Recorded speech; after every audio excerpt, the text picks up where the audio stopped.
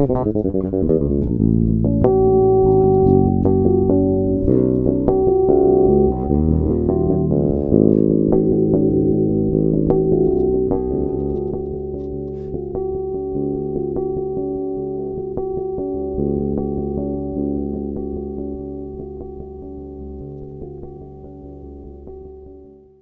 evening, ladies and gents, because the boys, Danny Stewart here for BassJapanDirect.com with another Naked Sound review. And this bass that I'm playing now on the rear pickup is actually an early 70s Aria made by the Matsumoto Musical Instrument Alliance. So much like many of the early Greco from the same era as this, and the early Fresher, Gallon, Gaban, they had all these different brands. It's a very experimental time, I think.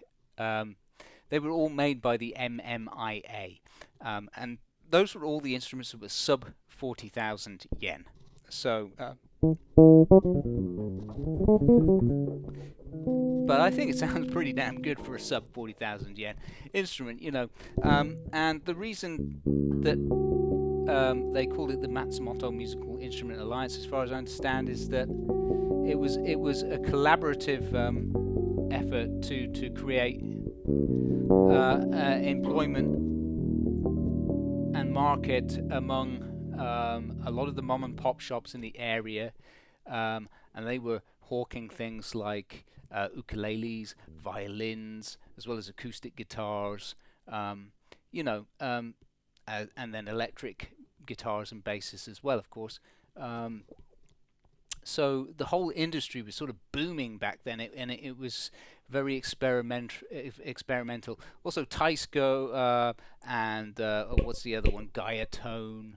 You know, all of them were coming out of there, and they made some pretty damn good instruments back then, I have to say. You know, especially those ones where Kasuga and Matsumoto were involved, like this one, for example. So, as you might know, Matsumoto went on to sort of start making a lot of the famous names like Fernandez, you know, and they carried on with Greco as well. They also carried on with Aria for a little bit, you know, and Kasuga was making necks for a lot of these builds as well, and Kasuga's own instruments. Kasuga is the name of the founder, and his brand. He's a luthier, and his instruments were quite expensive, quite high end. His own instruments that he was marketing under his own name. So yeah, those are really good. I've had a couple of Hirby, which were made by Kasuga, and those were very good. Yeah, so it's interesting, the history of it. It's confusing as well because there's so much stuff going on.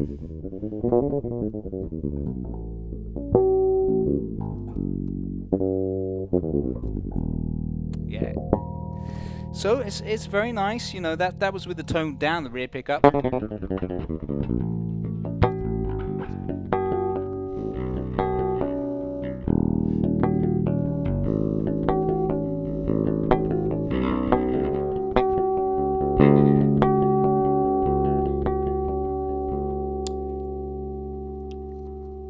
So it's pretty sweet, isn't it? You know, that was with the tone up there, and then, you know, balanced. One thing I will say, this body is made from mahogany and agathis plywood. So it's actually like probably 6 or 7 layers sandwiched on top of each other, stacked on top of each other. And then, and sometimes the grain isn't going the same way. So, you know, you've got cross graining going on in there. And then on top, this is either a piece of... It's hard to tell because it's been moisture damaged. This has actually. it's either a piece of maple on the top and back, or it's a piece of camphor. So they also use camphor quite a lot in their guitar building. So let's just do a little bit of a test, balanced with the tone right up.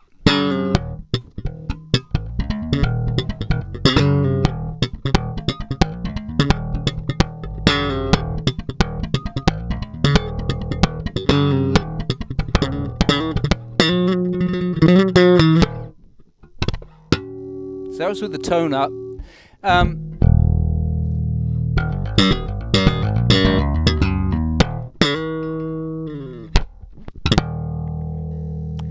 You can hear, and I think this is due to the body construction and materials used.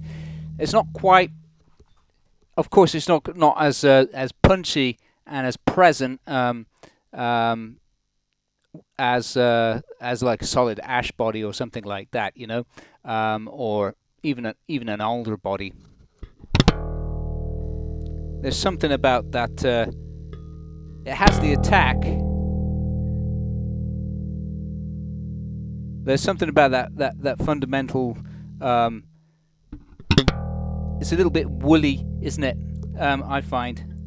I think it's very suited to some genres of music like soul, R&B, funk, you know, even blues, like old school stuff. You know, Motown, maybe. So, and then with the tone down.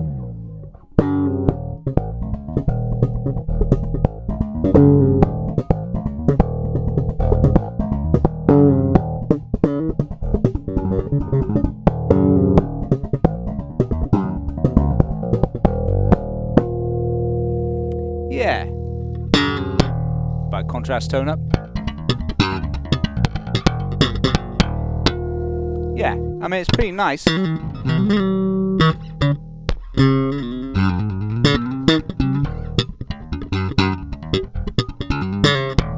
Yeah. Not bad. I mean, considering it's a very, you know, it's a very affordable instrument.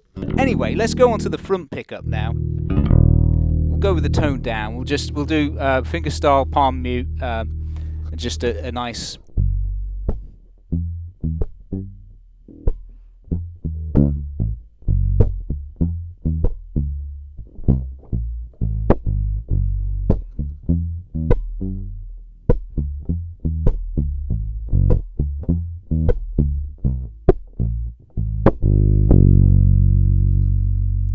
Fingerstyle.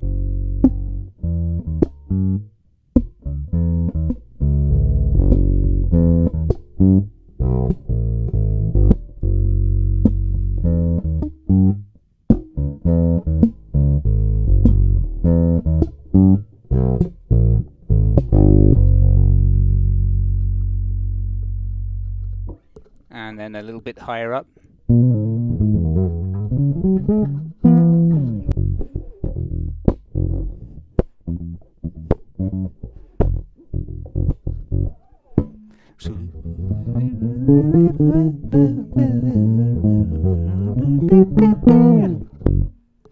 Yeah, I think that sounds pretty good.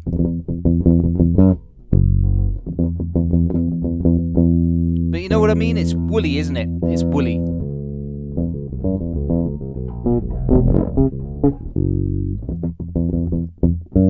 It's nice though. It's nice. I think that's very suited to certain styles. And then if we go to tone up.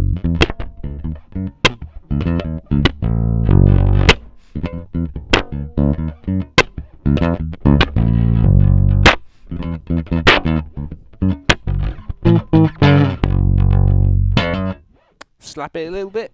Yeah. With the tone up.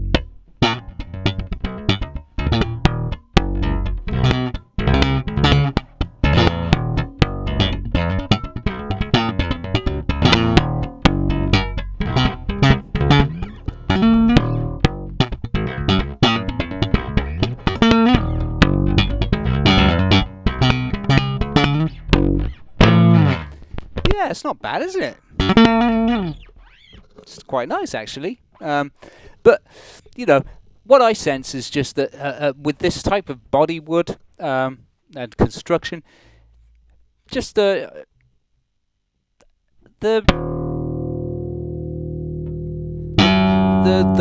notes are not quite as well defined. It is basically what I get from it.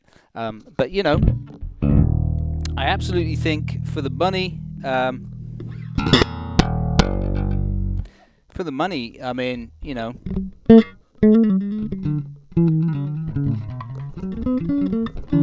it plays great, despite having the twist in the neck.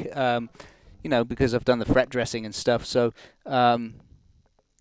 you can actually see the visible twist. It goes up on the E string side here, just between the open strings and the first and fourth fret, I think, or maybe fifth, and then it's pretty much even. The rest of the way up seems to be fine.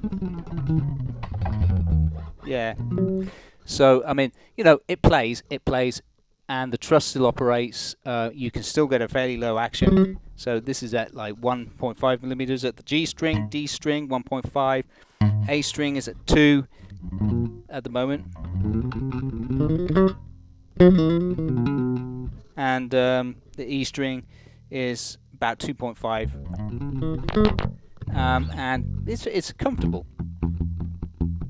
I mean, that's pretty much you know, a standard sort of setup, really, isn't it?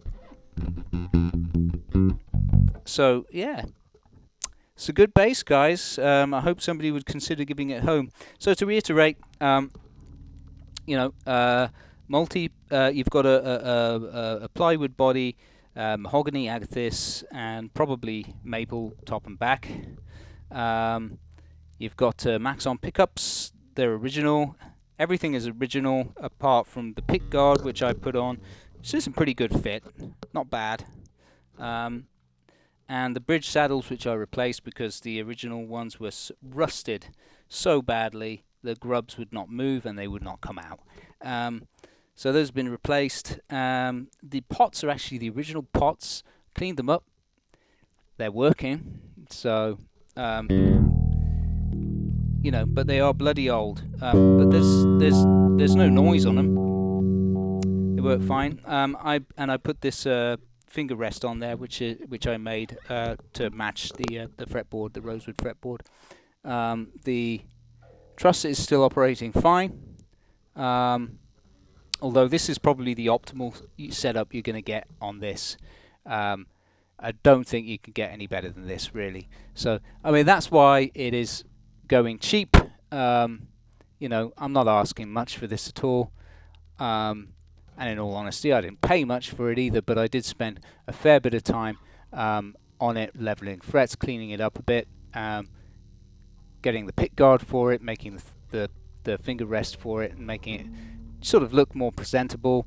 Also just protecting the logo and protecting the wood here, because it had so much moisture damage that the original lacquer had started to peel off. So I've put some extra top coats on there, and just hoping that that's going to protect it for quite a bit longer still. And that's it, really, guys. I mean, I think it's a lovely old thing, you know.